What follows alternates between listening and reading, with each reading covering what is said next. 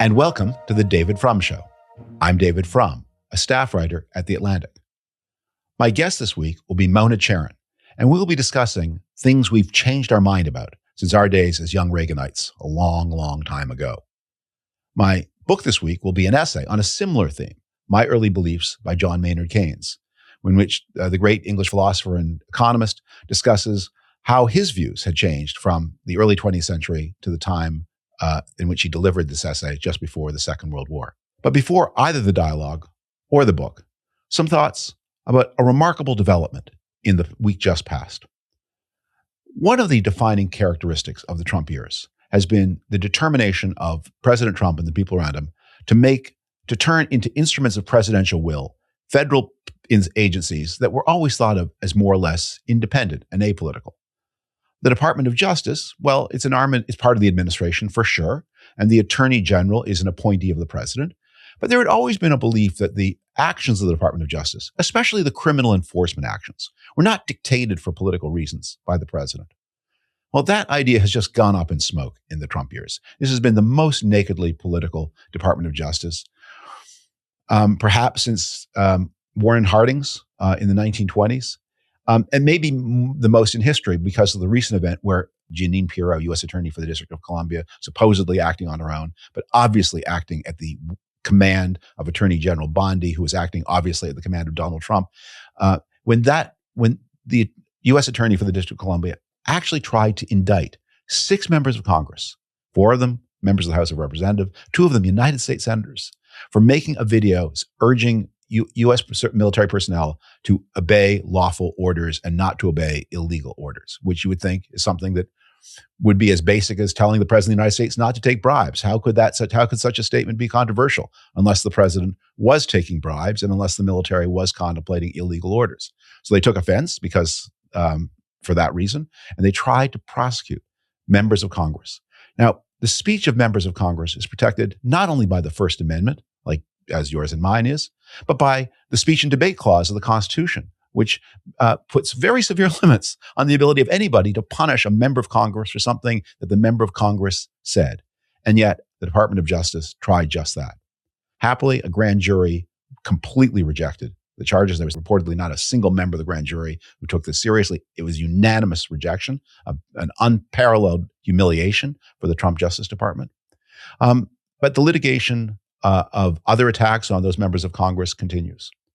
At the same time, we saw in this past weekend a really shocking event where President Trump traveled to Fort Bragg, North Carolina. Fort Bragg is now Fort Bragg again. It was renamed and it's now de-renamed. And so Fort Bragg is what we will call it. And at Fort Bragg in North Carolina, a state where there's a Senate election in 2026, a Senate election that may prove decisive for controlling the balance of the United States Senate after 2026, President Trump appeared on stage with the Republican candidate for Senate and urged military personnel to vote for that candidate. You have another man who is running for the Senate, Michael Whatley, if he's here. I don't know. Michael, will you come here for a second, please? He's running for the Senate, and if he gets in, you're going to be taken care of. If he doesn't get in, we're going to be stripping the military like they always do, the Democrats. The military is, of course, the most important apolitical institution. Presidents address the military all the time, but they are not supposed to make political speeches, rally speeches, to ask the military to vote a certain way. That's unheard of. That's shocking. It's the prelude to authoritarian rule. Now, fortunately, again, as with the rejection of the attempt to indict members of Congress for what they said, the attempt to mobilize the troops as political actors, that also looks to have fallen flat. Reporters who are present noted that the soldiers, who maybe were warned by their commanding officers, made a point of clapping for the president's appearance, clapping when the president talked about raising their pay. Well, that's traditional, but keeping very quiet when the president made his pitch that they should vote for the president's preferred candidate for the United States Senate. But in both cases, these are mere instances of failure, not stories of the successful pushback by institutions. But there is a story from the past week that is a much happier story about institutions actually resisting. One of the most important independent institutions in the United States government is the Federal Reserve. Again, the president appoints members of the Federal Reserve Board of Governors, but they are not in any way the president's creatures. And the theory of the Federal Reserve, which is created by act of Congress, not by an action of the executive, is the Federal Reserve makes monetary policy based on facts and realities as best they can determine in their judgment and not for political reasons. There have been deviations from this ideal. They've usually ended in catastrophe. Inflations, depressions, and in recent times, the Federal Reserve has been generally regarded by all people, Republicans and Democrats, as setting a model of independence.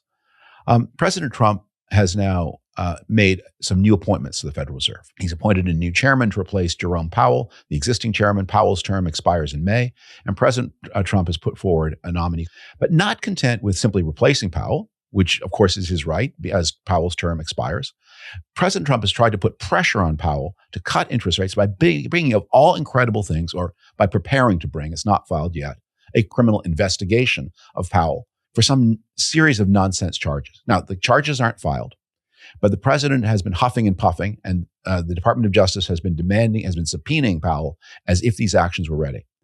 And at the same time, he's brought forward a successor. Warsh looks like a solid B, maybe a B plus nominee. He looks a little partisan. That is, he's a Republican, of course, and in Democratic terms, he's always calling for higher interest rates. In Republican terms, he calls for lower interest rates.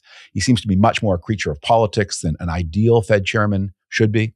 But he's obviously an intelligent person. He's got some knowledge and experience, and he's not the cringing sycophant that some of the other candidates for the job that Trump might have chosen were. So given in a pretty unimpressive Westminster dog show, he may be the least mangy poodle. So fine, pick Kenneth Warsh. But one of the, Senator Tom Tillis of North Carolina, who is outgoing, has said, I am not going to consider any nominee by the president, meritorious or not, unless we end these fool prosecutions, these sinister prosecutions that Trump has instituted against one Federal Reserve governor already, Lisa Cook, and is threatening against another, Jerome Powell, because they wouldn't cut interest rates as fast as he wanted. Until these prosecutions are at an end, no consideration of any nominee whatsoever. And because of the closely balanced nature of the Senate and the rules of the Senate, Tillis may be able to make this stick. And if he is joined by other United States senators, then there's a real trial of strength to say the president cannot treat the Federal Reserve as an instrument of his vengeance and policy and his crass ambitions to cut interest rates and try to get some inflationary juice into the economy before the election of 2026. No one will be considered until the prosecutions are ended. That's more than just a defeat. That is institutional counterpoise against the attempt by the president to corrupt institutions. He has successfully corrupted the Department of Justice. He's trying to corrupt the military, so far with minimal success, but things may get worse. And he is attempting against the Federal Reserve. In the Federal Reserve case, there is resistance, and Senator Tillis is doing exactly the right thing, and let us hope that more senators join him. Absolutely no consideration of any Trump nominee to the Federal Reserve until this menace against the existing governors is completely dropped, quashed, withdrawn, defeated, given up, abandoned, sealed forever. Only then. And the irony, of course, is that if President Trump doesn't do this, and the Senate continues not to act, Powell's term continues. You can see he remains as a member of the Federal Reserve Board of Governors, even if he's not chairman. He will stay on the Board of Governors. And the Board of Governors can at that point elect its own acting chairman, and it may still be Powell. So the punishment for Trump's attempt to pervert the Federal Reserve may be getting more of what he doesn't like, which would be a fit irony. But the best outcome, end this nonsense. Ideally, replace Bondi with an attorney general with some integrity, but failing even that, just end these shameless prosecutions, end these shameless acts of intimidation, drop the cases, close them, and then let the Senate consider the Warsh nomination on its merits, such as they are. And now, my dialogue with Mona Charen.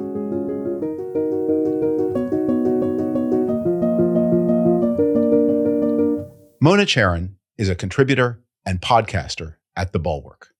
A graduate of Barnard, she began her career in journalism at National Review.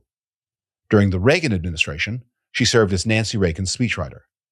She was a panelist on CNN's Capital Gang in the 1990s and is the author of 4 books, most recently, Hard Right, The GOP's Drift Toward Extremism, published in 2023. She was an early and prominent leader of the Never Trump movement and stayed that way. Mona was also one of the very first people to welcome my wife and me to Washington when we arrived in the 1990s, So it's a double pleasure to welcome her today on the David Frum Show. Mona, thank you for joining. So glad to do so. David, you guys improved Washington immensely. All right. So let me ask you, for the benefit of those who don't, for whose memory has lapsed or who were maybe born more recently than some of us. A lot of people were born more recently than we.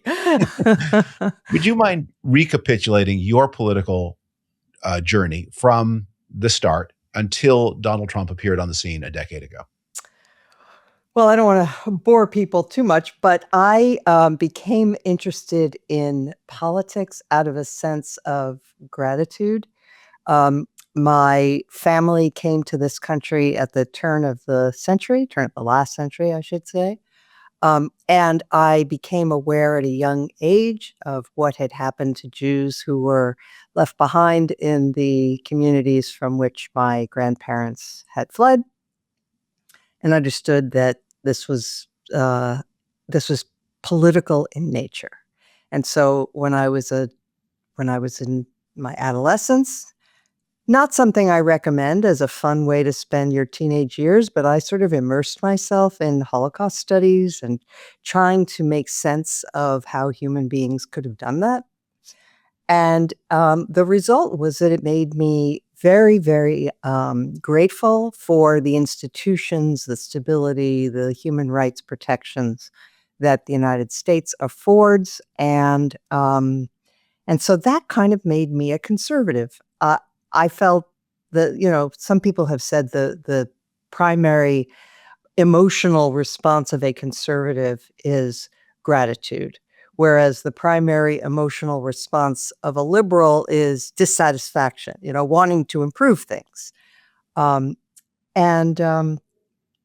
so I became interested in reading conservative writings. I also was highly aware that it wasn't just that totalitarianism wasn't just a phenomenon of the right, the Nazis and the fascists, but that the communists were just as bad, or almost as bad, I would say. So I was an anti-communist from a young age as well, became a conservative, began reading Bill Buckley in my local paper and then reading National Review, then began to read other conservative thinkers. I was very drawn to Edmund Burke because he was, it spoke to me, right? He was a gradualist. He didn't want any abrupt changes that he saw as dangerous and possibly contributing to despotism.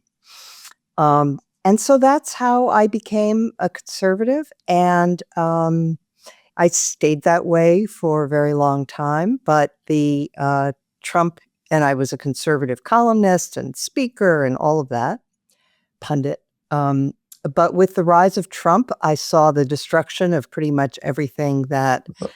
Let me pause there. I want to take the story up to 2016 and then slow down. Sure. Okay. So where were you in the election of 2012? I was a Romney supporter. And why? I felt that Obama was a bad president. I didn't agree with a lot of the things that he did. I liked that Romney. I remember when Romney was asked which industries the U.S. should be backing as the industries of the future, and he said, "I don't know."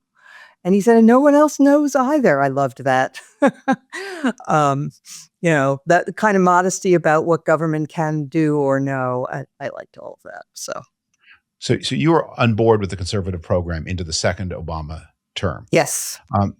When Donald Trump declared for president on that June day in 2015, did you take it seriously? No, not a bit. And I remember, I think it was the Huffington Post said that they were going to only cover him in their entertainment coverage, not in their political coverage. And I thought that was about right.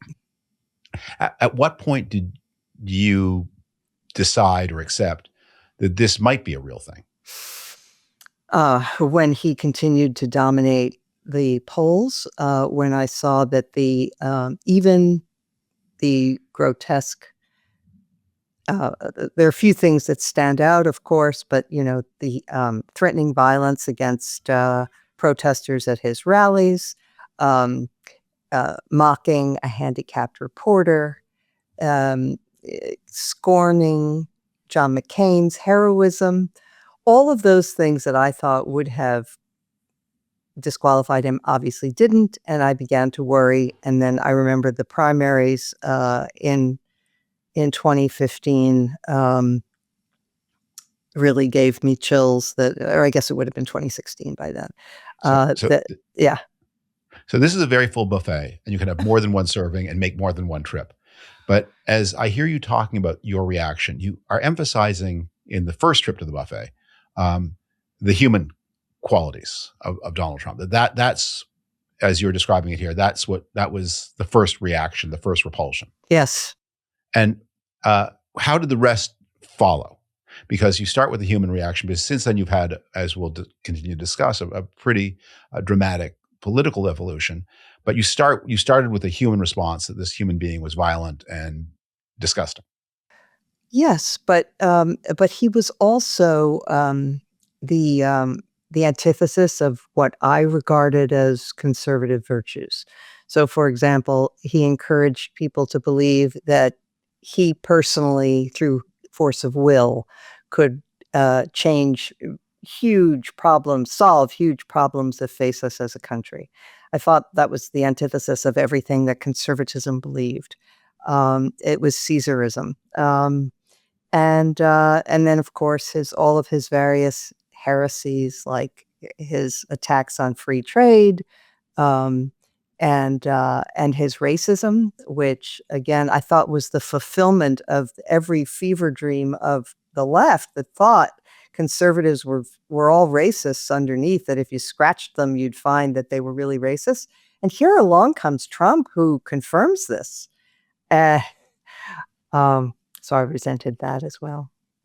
You're one of the contributors to the 2016 Never Trump special issue of National Review. I recently went back and looked at that. There are about 24 contributors. Mm-hmm.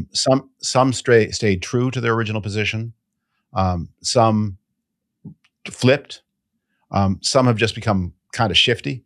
But was that a moment where you still regarded yourself as a member in good standing of the conservative community? Oh boy, that feels like a lifetime ago. But at the time, we still believed, I guess, naively, that National Review had the kind of authority within the movement that we could speak ex cathedra, and anathematize Donald Trump, and that people would take that seriously, and they would say, well, look at all these conservatives of long standing who have stature within the movement, and therefore, if they say he's not good, then that will be crippling for him. I don't know if we quite thought it'd be crippling, but we did think we had influence, and we didn't.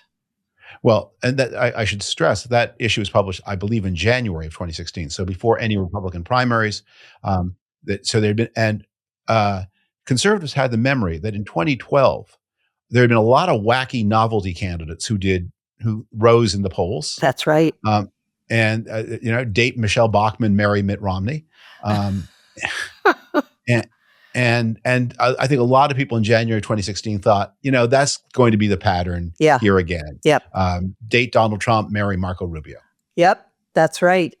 Herman Cain. There were a bunch of them. And Ben Carson, of course, also ran in 2016. And I thought he was similar. And I remember discussing this with other people in 2012, that it was a little dismaying to see what was happening in the primaries and saying, the base has some appetites here that are a little worrisome. And in the end, they settled on Romney, but it was a tell that they were flirting with all those other sort of crazy candidates. All right. So where were you on election night 2016? Do you remember? Yeah, Maybe I was blackout drunk. Should have been. Rio de Janeiro. Should have been. I was at my computer, live blogging and live tweeting and all that. Yeah. So when do you internalize that there may be a bigger set of issues here than just the human reaction to Donald Trump? That he's speaking to somebody, and he's speaking to a lot of people, and he's speaking to a lot of people that you knew and trusted, not just the famous base, but to peers and friends of yours. How does that dawn begin to rise? Well, Jonah Goldberg put it best many, many years ago, where he had an article where he said it was watching people that he knew and believed he understood gradually become Trumpy was like the invasion of the body snatchers, where just people that they just were absorbed into this thing, and so I watched one after another, and for a long time it was a subject of grief for me that I watched these people that I respected, bend the knee. And but I mean, it was an ongoing process. It took years. And during that time, unfortunately, I lost many friends. So Jonah Goldberg, whom you know well, and I think less well, but I know, he would say, and I'm not going to gainsay this, although I think these statements can't ever be fully true, but he would say, I haven't changed my mind. I've stayed here and the world has moved, but I've been constant. I certainly wouldn't make that claim for myself. In fact, I've changed my mind about a lot of things. Some of them in reaction to Donald Trump, some of them in reaction to other things. Where would you situate yourself in that spectrum of saying, I've stayed put, the world has moved, and my statement, the world moved and I moved with it and against it, but I moved too? So there did come a point after the initial shock and grief where I was actually not quite grateful, but at least appreciative of the fact that in my 60s, because of the changing nature of American life, I was forced to reevaluate many things and see it through new eyes, and including looking back at my own beliefs and possibly changing my mind on things. And I felt, in a way, I mean, I wouldn't have chosen it, but I did feel like it was a bit of a gift, because at our stage of life, people mostly get stuck and rigid. And so I was forced to be a little bit more flexible, and I've changed my mind about many things. And there are certain things that I still believe and have always believed, but I find myself without a political party that also believes those things. Well, So, I'm going to give you then in a moment an inventory of things you've changed your mind about and things you have not. And we okay, can do it either. You decide which of those inventories you'd like to sure. catalog first. Okay. So one big thing is I've always been interested in race relations and racial progress in America. And I wrote, if I go back on my, work over the decades, I wrote a lot about school choice and about school reform and about family formation and other things where I felt that those were the areas to focus on to lift up African Americans who lag behind whites and Hispanics on many, many social indexes. And, but part of my focus was a belief that the worst days of racism were really behind us, that only really kooks and fringe figures were still like old-fashioned racists in America, and that the new problems were things like, the teachers' unions were too powerful and didn't allow school experimentation and reform, and family structure was a problem in the Black community, of course, in all communities, but it started in the Black community with family breakup, and that we needed to focus more on building up family structure because that was so important for people's success. And what I saw in the last 10 years showed me that I had underestimated the degree to which the naked racism that had been part of American history, and which I was very familiar with, but did not think persisted to this day. I now think that was wrong. that there is a tremendous amount of it, and that it was naive of me to believe that we had conquered it. So that's one thing. Where are the things that you have not, that you feel like I'm still the same as ever? I still believe these things. So I still believe that free markets are the best approach to many public policy challenges. I think I still believe passionately in free trade. Looking for a party. Yes, that is the issue where there was the most continuity between Trump 1 and Biden, and That's now Trump right. 2, wasn't it? That's right. That I had the recent experience of talking to a group of important Democrats and saying, I just want you all to repeat after me the words free trade. And they can't do it. They can't just do it. can't. Free and fair trade. No. Free trade. Can't do it. And say tariffs are bad. And they say, well, I'm against dumb tariffs. Dumb tariffs, yeah. I say, as opposed to smart tariffs. Yeah. There are smart tariffs, but they won't get, because, and for ideological reasons, for interest group reasons, it's very hard for. And there's a lot of this. If we do move beyond Trump, I worry how much the next president, if there is a free and fair election in 28, how much will the next president unravel, considering how little of Trump 1 Biden unraveled? That's right. The tariffs of Trump 1 Biden unraveled. Yeah, agreed. So that's one.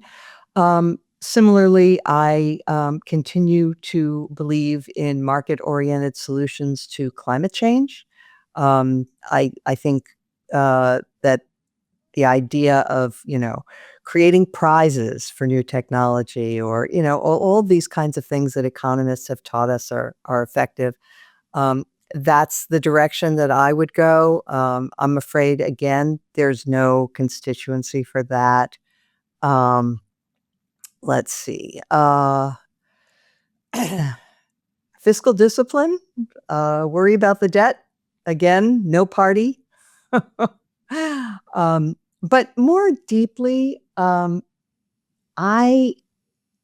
am a believer in tradition and procedure and law and respect for tradition. So that's one of the things that I find most horrifying about this populist era that we're in, is that going back to our earlier conversation about why I became a conservative, it's the institutions, the procedures, the protections in law that it took hundreds and hundreds of years to enshrine in our system are critical. And so the idea that President Trump is now running roughshod over law and has allies aplenty in the MAGA movement who are ready.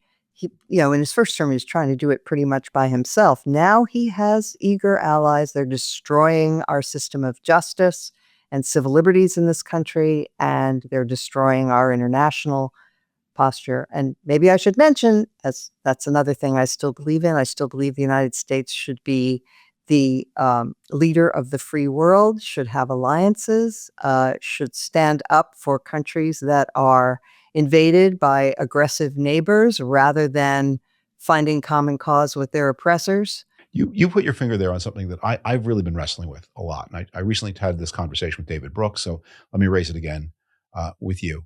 And I don't have yet a developed view on this. I think about it all the time, so I don't want to be glib and pretend this is an easy question. And at the end of it, if you were to turn the tables, I wouldn't know what to answer. So that said,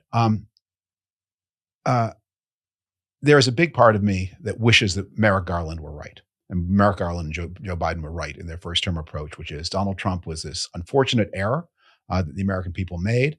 They'd had a pretty good track record of picking presidents to that point. They got one wrong. The Electoral College was maybe to blame. And the thing to do was just to tidy up the mess and move on with as little recrimination and backward looking as possible.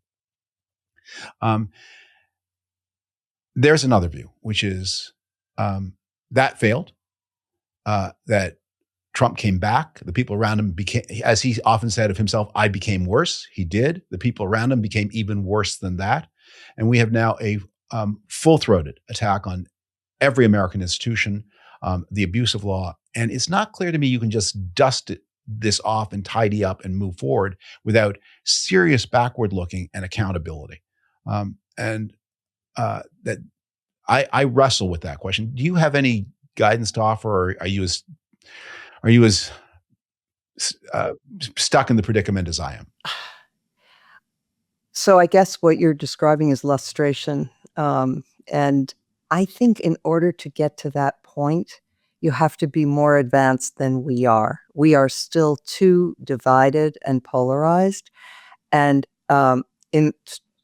to even begin to grapple with how do we fix and put back together what's been destroyed.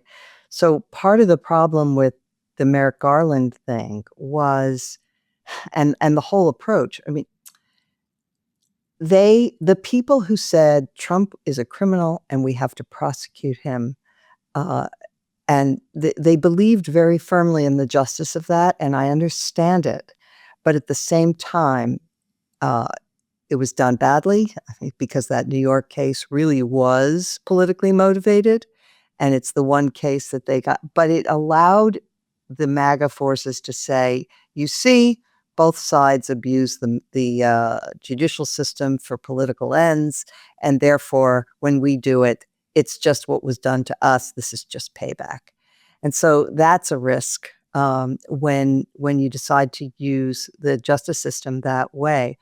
I hope that there will come a time when there's enough recognition across party lines that we've gone off the rails, that there will be an openness to a true accounting.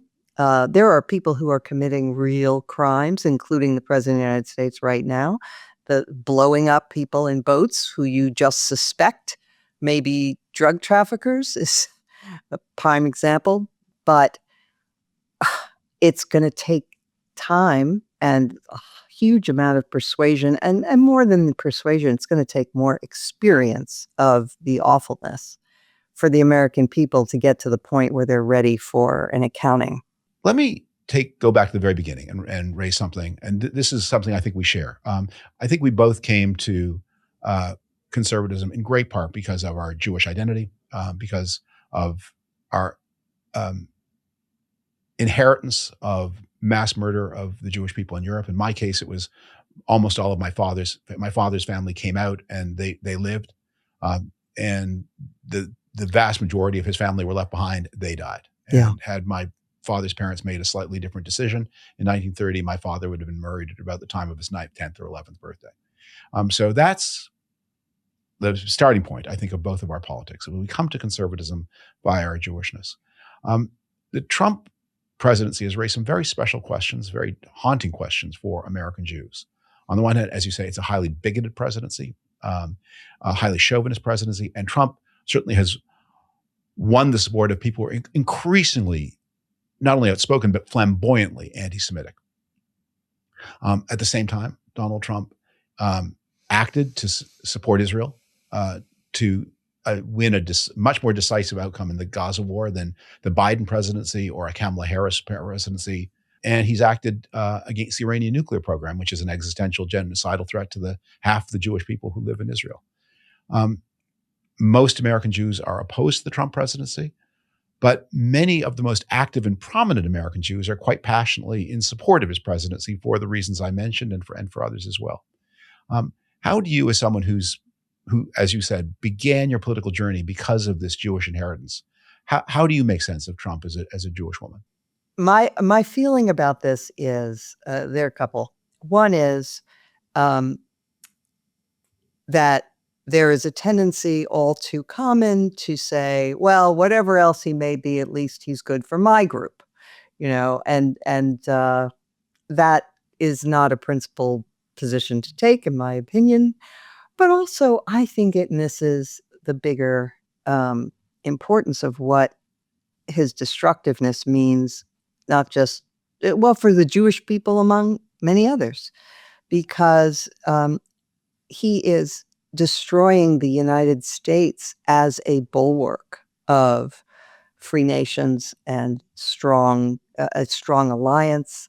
And so even though for now he has taken positions that seem to, please the Netanyahu government and supporters of Israel, first of all, he's for sale, so who knows if that will last. I mean, it's never about his true beliefs. It's always about what's good for him. And certainly there are many people on the planet who have a lot more to offer him in that regard than the Jews do. So who knows how long that would last.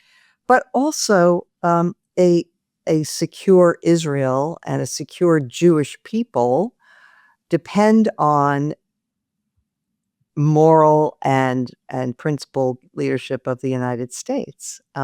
So let's leave Israel aside for just a second. What Trump is doing to poison the social conversation here at home, to allow in these voices to really mainstream people like Nick Fuentes and Tucker Carlson, that is deeply frightening. That's where we live.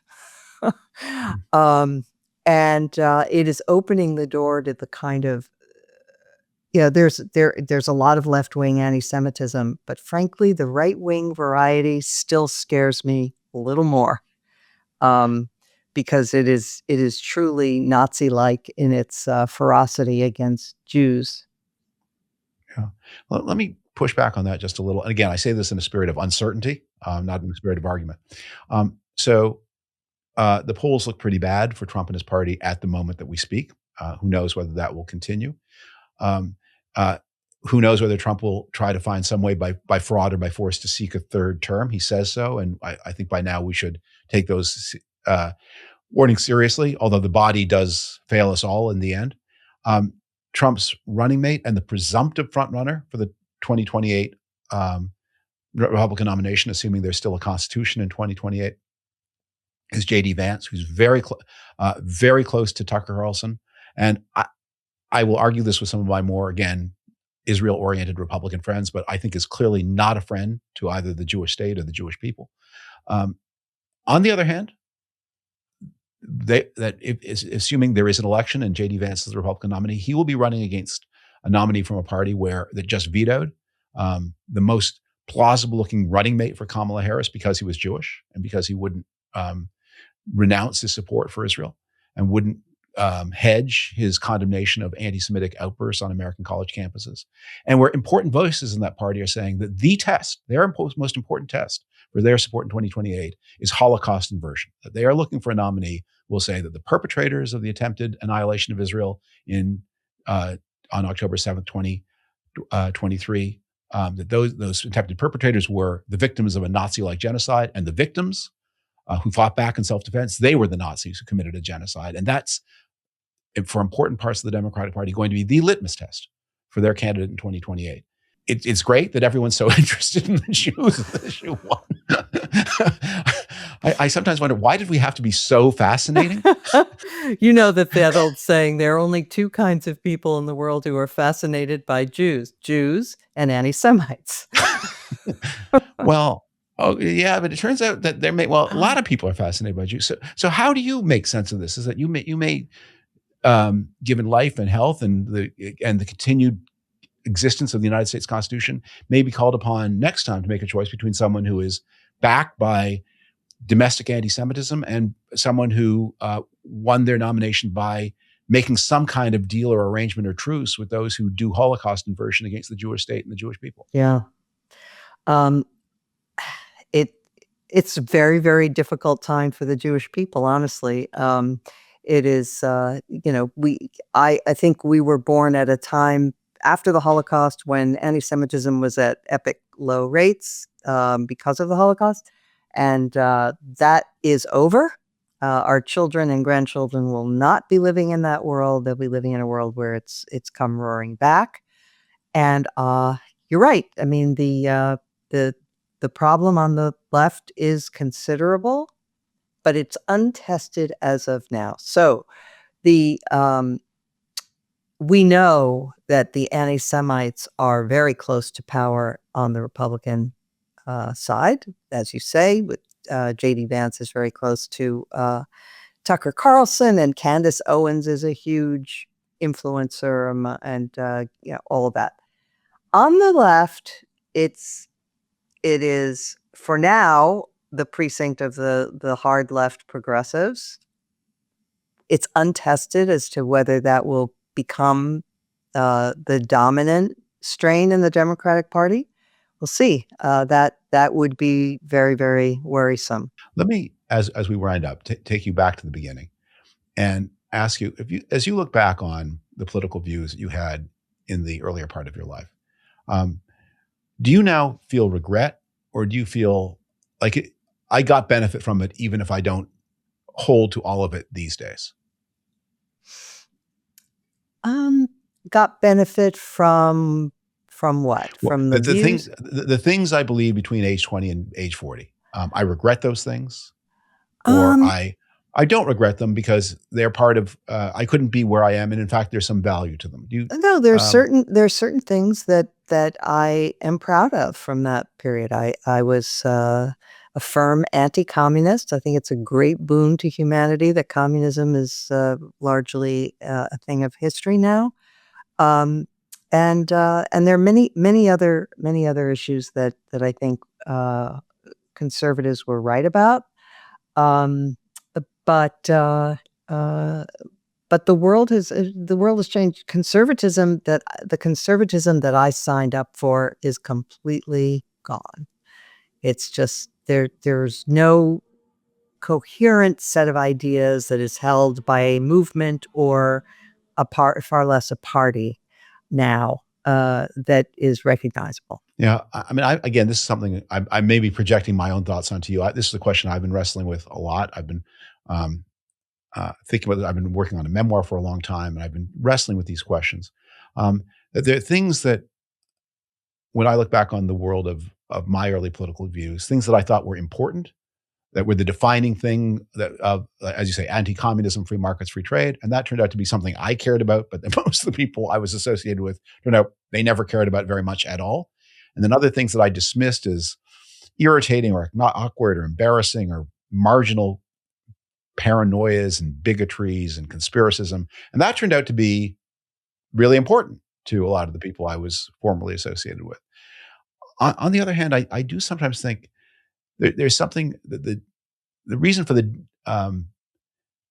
prominence of the Never Trump Republicans in the anti-Trump coalition is not just their novelty value. I mean, everyone likes a conversion story, but also I think there's something important that we bring, and that is a sense of that this is a group that has a unique sense of the uniqueness of what is happening now.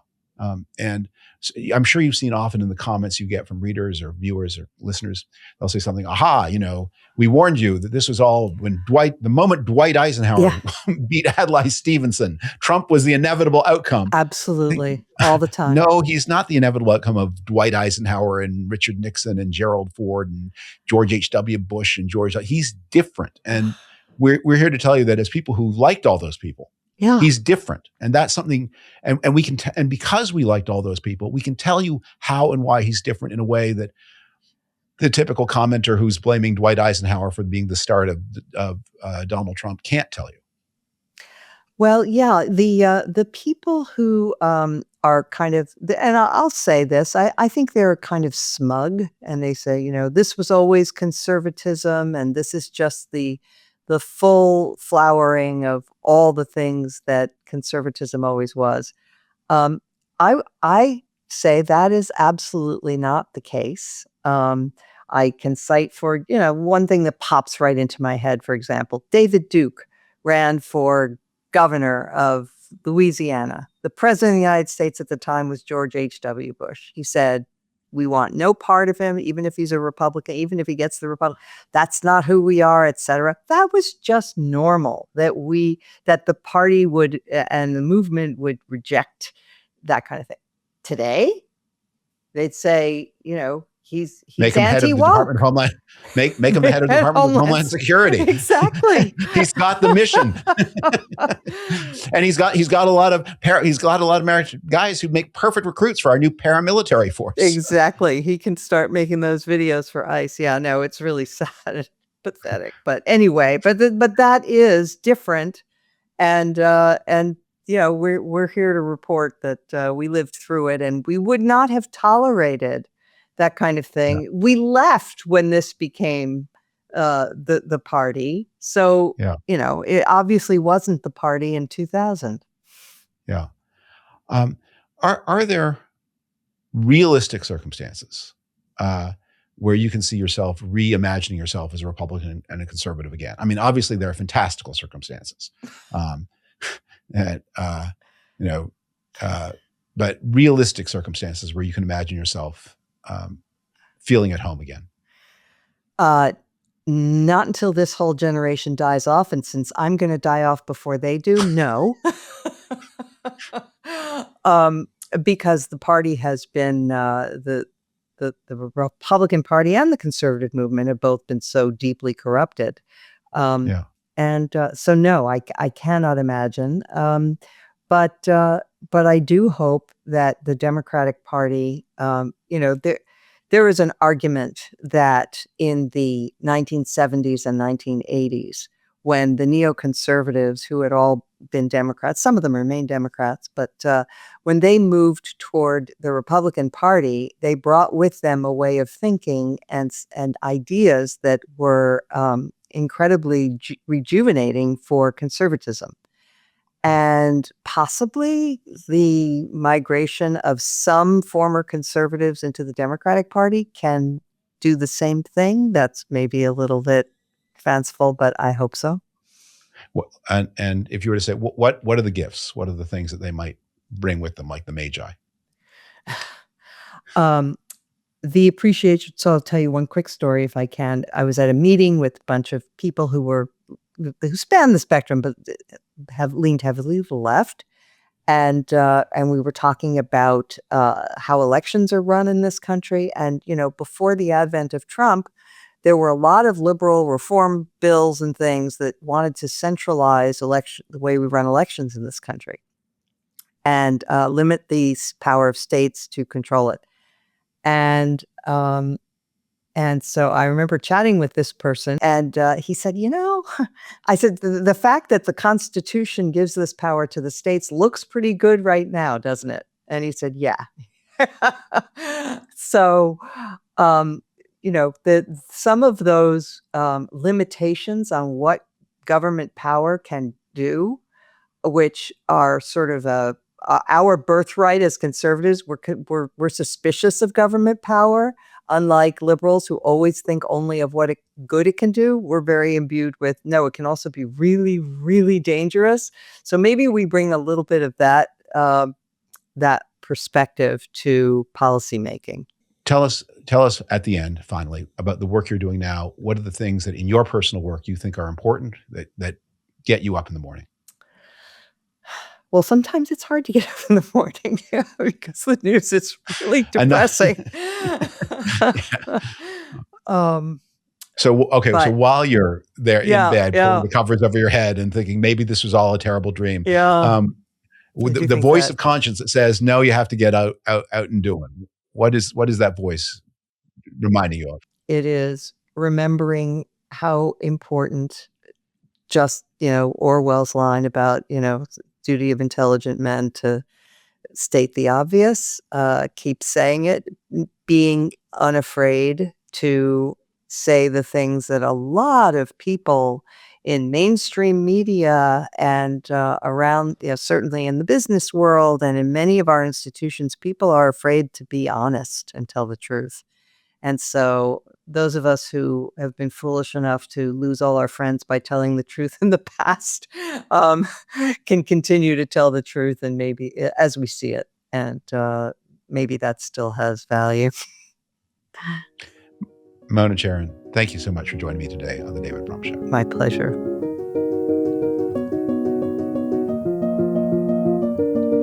Thanks so much to Mona Charen for joining me today on The David Frum Show. As mentioned at the top, my book this week is actually an essay, My Early Beliefs, by the great English economist John Maynard Keynes. Since Mona and I spent so much time discussing our own political evolution, I thought it might be interesting to turn to what is maybe the most famous such discussion ever written, and that is Keynes's essay, which he delivered as an after-dinner speech in 1938. Keynes graduated from Cambridge in the early part of the 20th century, and in 1938, he and a group of his Cambridge friends gathered together for a dinner to look back on the changes in their lives over the past third of a century. Keynes delivered this paper talking about the way that he and his friends had changed their minds about important issues. In the last bit of this essay, which is only 13 pages long, Keynes reflects on one of the important shocks that came to him and came to his friends since their undergraduate days. Now, the early part of the 20th century was, if you were an Englishman of bourgeois background, as Keynes was and as his friends were, a time of extraordinary security.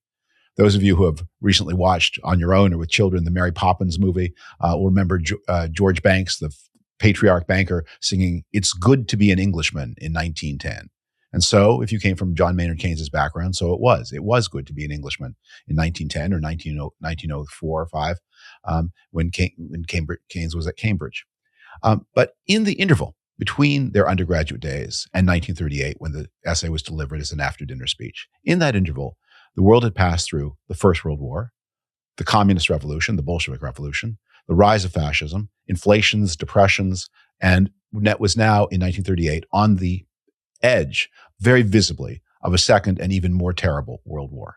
The age of security that Keynes had grown up in was gone forever. And a lot of Keynes's thinking and work in his later years dealt with the shock to the sensibility of someone raised in that secure world of Edwardian England, dealing with the new world of communism, fascism, wars, inflations, depressions.